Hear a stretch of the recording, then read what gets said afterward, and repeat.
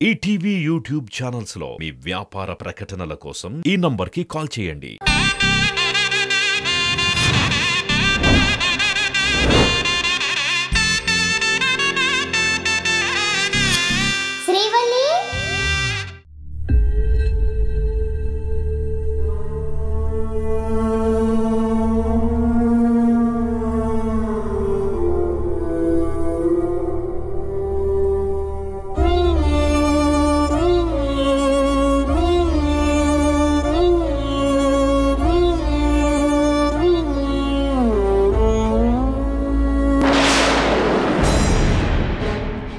ఎక్కడికి వెళ్ళుంటారు?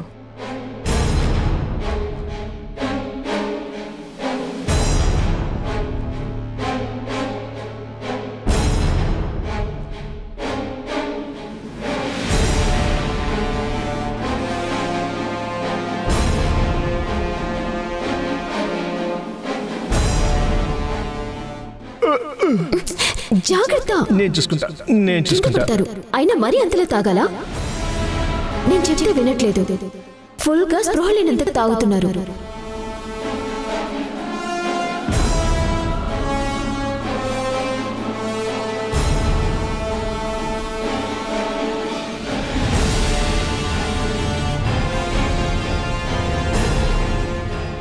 ఏంటండి, పడుకోకుండా ఇక్కడ కూర్చొని ఏం చేస్తున్నారు?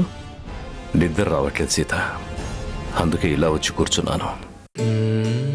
కేశవ్ వాళ్ళ గురించి ఆలోచిస్తూ ఇంకా బాధపడుతున్నారా?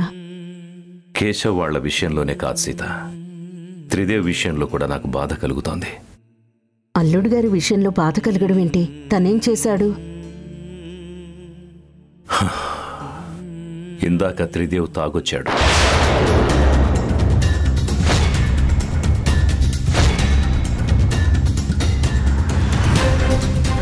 అల్లుడు గారు తాగొచ్చారా? అవును సీత, ఎంతగా తాగాడంటే తనకి తానుగా నడిచే పొజిషన్లో కూడా లేడు. శ్రీవల్లే తనని పట్టుకుని రూమ్కి తీసుకెళ్ళింది. తనకి భోజనం కూడా రూమ్కే తీసుకెళ్లి పెట్టింది. అల్లుడు గారికి మందలవాటున్నా ఇక్కడికి వచ్చాక మానేశానని చెప్పారు కదా.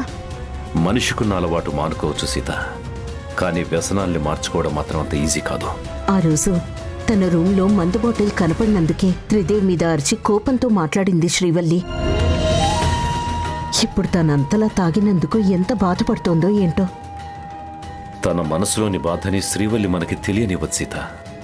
అందుకే ఇందాక డిన్నర్ చేసేటప్పుడు కూడా నా ముందు నార్మల్గానే ఉంది. కానీ నేను తన తండ్రిని. తన మనసులో ఉన్న బాధ ఏంటో నాకు తెలుస్తుంది. మన కుటుంబంలో ఎప్పుడూ సమస్యలు బాధలు వస్తూనే ఉన్నాయి. వీటికి అంతం ఉండదనుకుంటా. అలా అనకండి. ఇంతకంటే పెద్ద కష్టాల్ని సమస్యల్ని దాటుకుని వచ్చాం. అలాగే ఇవి కూడా తొందరలోనే తీరిపోతాయి. రేపొకసారి అల్లుడు గారితో మాట్లాడదాం. అలాగే కేశవ్ వాళ్ళు కూడా మళ్ళీ మనసు మార్చుకుని ఇంటికి వస్తారులేండి. కాస్త ఓపికతో వెయిట్ చేయండి. అల్లుడు గారికి నచ్చజెప్పొచ్చనే ఆశ ఉంది, కానీ కేశవ్ కోపాన్ని తగ్గించగలమనే నమ్మకం నాకు లేదు. చిన్నప్పుడు కేశవ్ నా మీద కోపంతో ఇలాగే ఒకసారి ఇంట్లోంచి వెళ్ళిపోయాడు. 2 రోజుల తర్వాత వాడు వాళ్ళ ఫ్రెండ్ ఇంట్లో ఉన్నాడని తెలిసి నేను అక్కడికి వెళ్ళాను. అప్పుడు వాడు నాతో ఏమన్నాడో తెలుసా? నన్ను వెతుక్కుంటూ రావడానికి ఇంత టైం పట్టిందా? మీరు ఎందుకని తొందరగా రాలేదు? మీరెప్పుడొస్తారా, నన్నెప్పుడు ఇంటికి తీసుకెళ్తారని ఎదురు చూస్తున్నాను అన్నాడు. మీరు నా కోసం వచ్చే వరకు నాకు రావాలనిపించట్లేదు. ఫ్యూచర్లో ఇంకెప్పుడైనా నేను మీ మీద అలిగితే వెంటనే వచ్చి నన్ను ఇంటికి తీసుకెళ్ళండి అని చెప్పాడు. కానీ ఈరోజు నేను వెళ్ళి బతిమిలాడితే నేను తిరిగి రావడం అనేది ఎప్పటికీ జరగదని నిక్కచ్చిగా చెప్పేశాడు. యాండి, పిల్లలు పెళ్ళయ్యే వరకే మన చెప్పు చేతుల్లో ఉంటారు. పెళ్ళై పెళ్ళాం వచ్చాక వాళ్ల అడుగుజాడల్లోనే నడుస్తారు. అంతవరకు పెంచి పెద్ద చేసిన తల్లిదండ్రులు వాళ్ళకి పరాయి మనుషుల్లా కనిపిస్తారు. ఇప్పుడు కేశవ ఆర్తి అడుగుజాడల్లో నడుస్తున్నాడు. అందుకే ఇలాంటి అనర్థాలు జరుగుతున్నాయి. వాళ్ల మనసు మారే వరకు మనం ఎదురుచూడటం తప్ప ఏమీ చేయలేం. మీ ప్రయత్నం మీరు చేస్తున్నారు. ఆ దేవుడే వాళ్ళ మనసు మారుస్తాడు. ఇక ఆ విషయం గురించి ఎక్కువగా ఆలోచించకుండా వచ్చి మీరు పడుకోండి.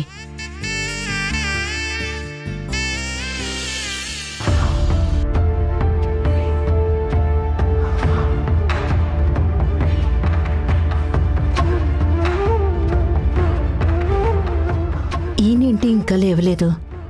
రోజు అందరికంటే ముందే లేస్తారే. కేశవ వాళ్ళ గురించి ఆలోచిస్తూ లేటుగా నిద్రపోయి ఉంటారు. అవును, ఈరోజు 8 గంటలకి రెడీ అయ్యి ఎవరినూ కలవడానికి వెళ్లాలని చెప్పారు. మళ్ళీ లేపకపోతే ఎందుకు లేపలేదు అని అడుగుతారు. ఏమండి ఏమండి ఏమండి ఎంత నిద్రలో ఉన్నా ఒక్క పిలుపుకే లేస్తారు కదా, మరి లేవట్లేదేంటి? ఏమండి ఏమండి ఒళ్ళు కాలిపోతుంది. ఇంత జ్వరం వచ్చినా కూడా ఈయన ఒక్క మాట చెప్పకుండా అలా సైలెంట్గా పడుకున్నాడేంటి? ఏమండి ఏమండి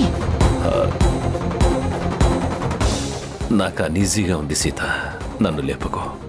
కాసేపు అయ్యాక నేనే లేస్తాను. అనీజీగా ఉండడం కాదండి, మీకు జ్వరం వచ్చింది. అది మీకు తెలియట్లేదా? ఉండండి, ఇప్పుడే డాక్టర్ని రమ్మని చెప్తాను. సీత సీత లడ్డు లడ్డు ఏంటి తగ్గచ్చి? ఏమైనాది? ఎందుకంత కంగారు పడతాండావు?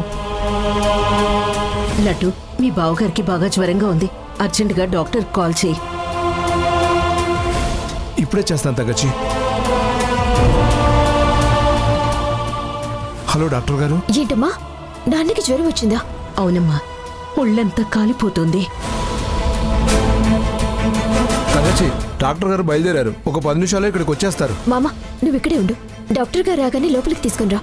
మీ నాన్న దగ్గర ఉంటావు. అలాగే. పదమ్మా. రండి డాక్టర్, రండి. మామూలు జ్వరమే సీత, దీనికి ఎందుకు ఇంత కంగారు పడుతున్నారు? టాబ్లెట్స్ వేసుకుంటే తగ్గిపోతుంది. మీరు వెళ్ళి పనులు చూసుకోండి. మీకే మీరు అలానే అంటారు. మీరు ఇంత నీరసంగా ఉంటే మాకు కంగారు లేకుండా ఎలా ఉంటుంది?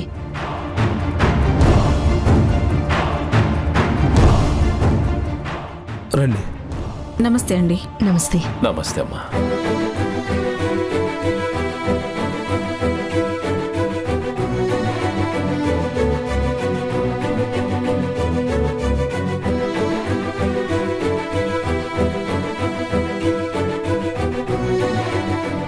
హై ఫీవర్ ఉంది సార్.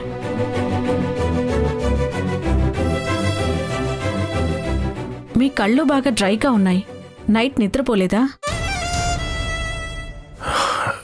కొంచెం లేటుగా పడుకున్నాను డాక్టర్ గారు.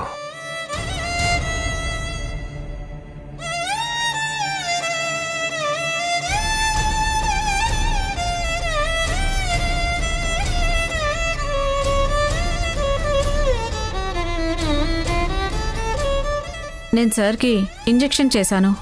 కాసేపు సార్ని రెస్ట్ తీసుకొనివ్వండి. సరే.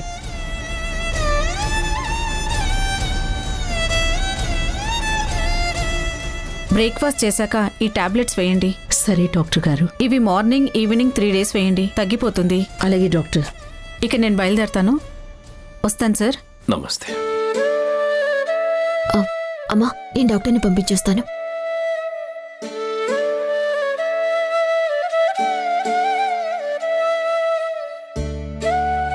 శ్రీవల్లి, ఇలా అడుగుతున్నానని ఏమీ అనుకోకు. డాక్టర్గా ఇది నా బాధ్యత కూడా. మీ నాన్నగారికి ఇంట్లో కానీ ఆఫీస్లో కానీ ఏమైనా సమస్యలున్నాయా? అలాంటివేం లేవు డాక్టర్. మీకెందుకు డౌట్ వచ్చింది? ఇప్పుడు మీ నాన్నగారి ప్రాబ్లం జస్ట్ ఫీవర్ మాత్రమే కాదు. ఏమంటున్నారు డాక్టర్? మా నాన్నగారికి ఇంకేమైనా హెల్త్ ప్రాబ్లం ఉందా? నేను గత 10 ఏళ్లుగా మీ ఫ్యామిలీ డాక్టర్గా ఉన్నాను. కానీ ఎప్పుడూ కోదండరామయ్య గారిని ఈ రోజు చూసినంత నీరసంగా ఎప్పుడూ చూడలేదు. సార్కి ఇప్పటికన్నా ఎక్కువ టెంపరేచర్ ఉన్నప్పుడు కూడా నేను ట్రీట్మెంట్ చేశాను. ఎంత ఫీవర్ వచ్చినా ఆయన యాక్టివ్గానే ఉండేవారు. ఫీవర్ తగ్గే వరకు 4 రోజులు రెస్ట్ తీసుకోండి అని చెప్పినా నా మాట వినకుండా ఆఫీస్కి వెళ్ళి వర్క్ చేసేవారు. నేను చెప్పేదేంటో మీకు అర్థమవుతుందని అనుకుంటాను. మీ నాన్న ఇప్పుడు మెంటల్గా చాలా డిస్టర్బ్గా ఉన్నారు. ఆయన మనసులో ఏదో బాధ ఉంది. మానసికంగా ఆయన నలిగిపోతున్నారు. అదేంటో తెలుసుకొని దాన్ని తీర్చండి. అప్పుడే ఆయన ఆరోగ్యంగా ఉంటారు. ఎందుకంటే శరీరానికి జబ్బు చేస్తే ట్రీట్మెంట్ చేయొచ్చు, మనసులోని బాధకి ట్రీట్మెంట్ చేయలేం. సరే, ఇక నేను వెళ్ళొస్తాను. అలాగే డాక్టర్.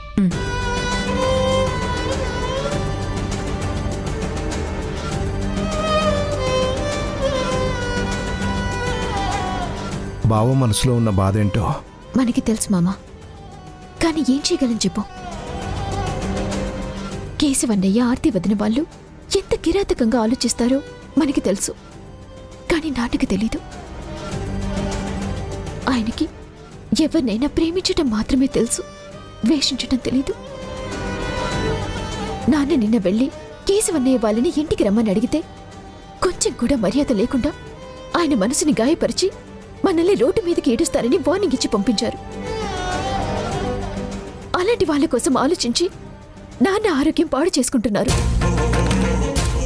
ఇప్పుడు వెళ్ళి నాన్నకిలా అయ్యిందని చెప్పినా వాళ్ళు ఆనందంతో గంతులేస్తారు తప్ప కనీసం ఆయన్ని పలకరించడానికి కూడా రారు. అక్కడ వాళ్ళు మన నాశనాన్ని కోరుకుంటున్నారు, ఇక్కడ నాన్నేమో వాళ్ళ గురించి ఆలోచించకుండా ఉండలేకపోతున్నారు. నాకేం చేయాలో అర్థం కావట్లేదు మామా.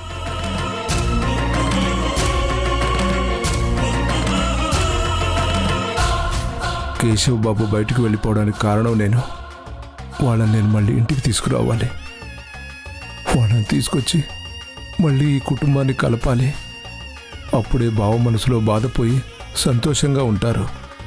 నేను శాశ్వతంగా ఈ ఇంటికి దూరం అయిపోతే వాళ్ళు ఈ ఇంటికి దగ్గర అవుతారు.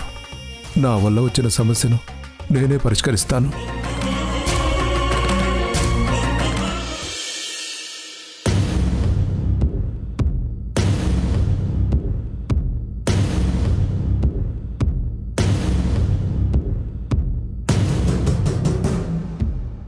హాయ్ బావా. ఏరా, ఫోన్ చేసి 10 నిమిషాలు కూడా కాలేదు, అంతలోనే ఎంత ఫాస్ట్గా ఎలా వచ్చావు? అంతా మందు మహిమ బావా. మందు వేద్దాన్రా నువ్వు ఫోన్ చేయగానే నా కారు రోడ్డు మీద కాకుండా మేఘాల్లో వచ్చింది. అయితే ఇప్పుడు మందేశాక స్వర్గంలోకి వెళ్దు గానిలే.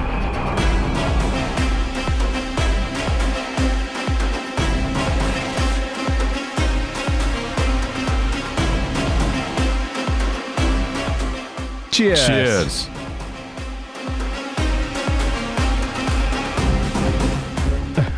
బావా, నీకో గుడ్ న్యూస్. ఏంట్రా అది? నీ మీద బెంగతో కోదండరామయ్యకి హై ఫీవర్ వచ్చి మంచమెక్కాడు. అవునా? అయితే త్వరలో పాడి కూడా ఎక్కుతాడు. మీరింటికి రాకుండా ఇలాగే ఉంటే నువ్వన్నట్టు నిజంగా పోయేలా ఉన్నాడు. పోనీరా, మనకి కోర్టు ఖర్చులు కూడా మిగులుతాయి. ఏ మాటకు ఆ మాట బావా.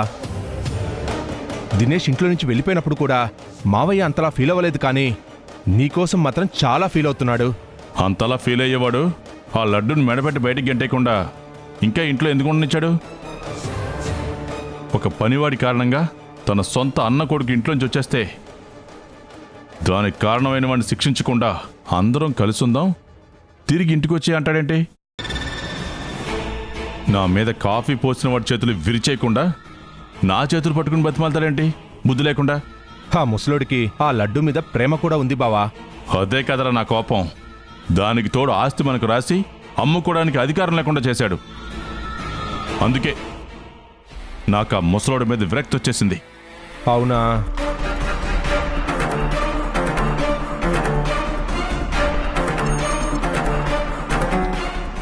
రే రే రే రే ఏంట్రా అలా తాగేస్తున్నావు? ఆ కోదండరామయ్య ముందు నువ్వు మంచివాళ్ళ ఉండాలి.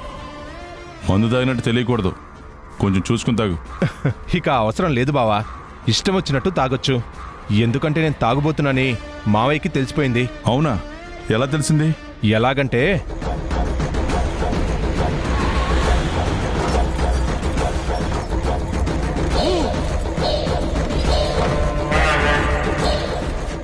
ఆ విధంగా శ్రీవల్లి నా క్యారెక్టర్ని బ్యాడ్ చేసింది బావా. మేము ఊహించిన దానికంటే ఎక్కువగానే నీ పెళ్ళం నేను కంట్రోల్లో పెట్టిందిరా. ఇప్పుడు నువ్వు దాని చేతిలో టాయ్ అన్నమాట. నువ్వు దాన్ని అమ్మని చేసి ఆడుకుంటావు అనుకుంటే అది నిన్ను బొమ్మని చేసి నీతో ఇష్టం వచ్చినట్టు ఆడుకుంటుంది. మొత్తానికి నిన్ను వాడుకుంటుందిరా. ఒక రకంగా నువ్వు దానికి బానిస అయిపోయావు. బావా అలా మాట్లాడుకు, వినటానికి నాకు ఏదోలా ఉంది. ఉన్నమాట కదరా అన్నాను, దాని కోపం ఎందుకు?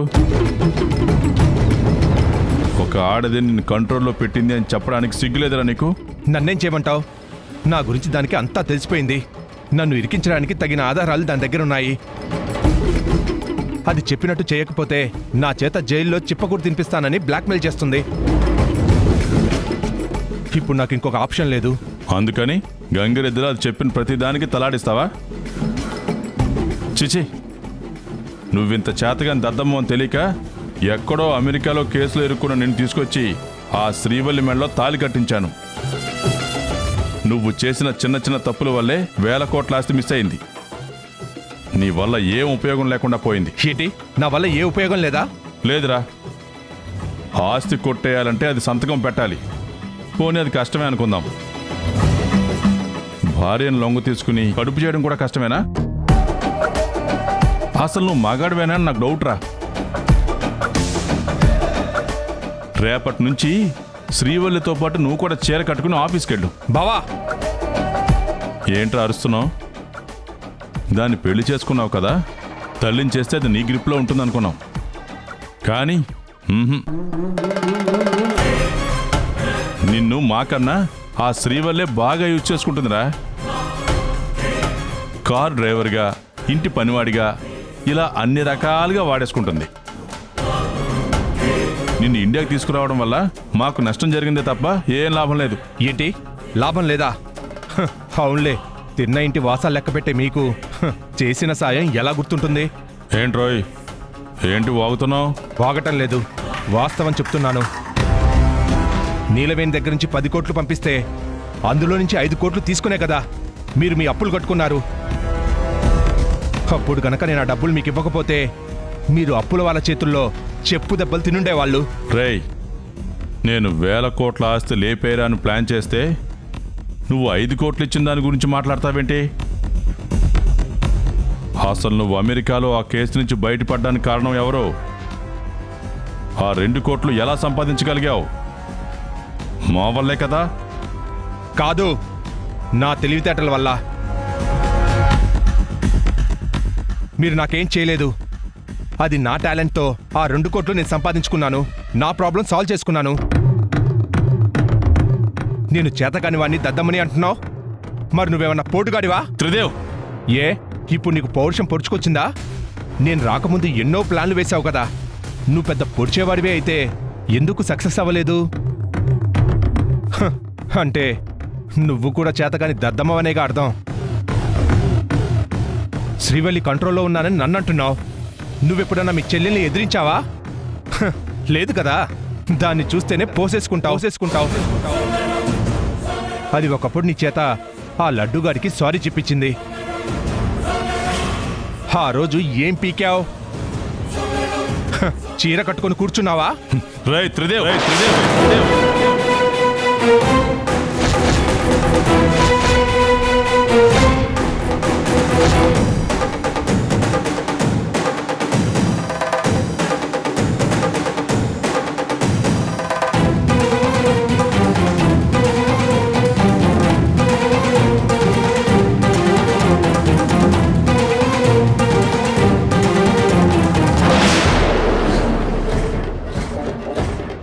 ఆ లడ్డుగాడి వల్లే నా పరిస్థితి ఎలా అయింది. అవసరమైతే నేను వాడిని చంపేస్తాను. రేయ్ త్రిదేవ్, నువ్వు నీ లిమిట్స్ క్రాస్ చేశావు. మా అండ నీకు లేకపోతే నీ లైఫ్ రోడ్డు మీద భిక్షగాడి కంటే హీనంగా ఉండేది. ఆర్తి మోహన్ చూసి నిన్ను వదిలేస్తున్నాను. పోరా ఇక్కడి నుంచి. కేశవా, రేయ్ పోరా. ఈ త్రిదేవ్ అంటే ఏంటో నీకు త్వరలోనే చూపిస్తాను. పో.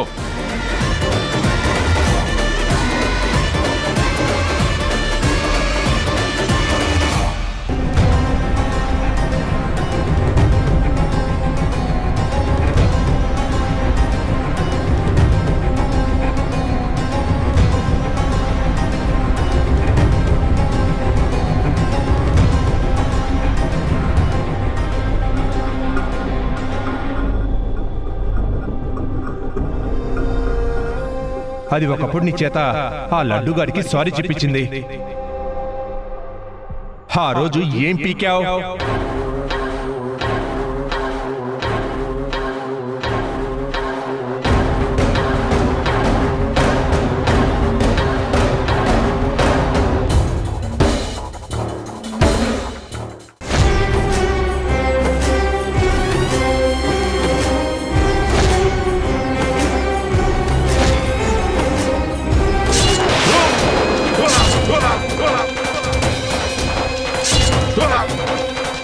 కేశవ్ బాబు అలా అరిచాడేంటి? బాబు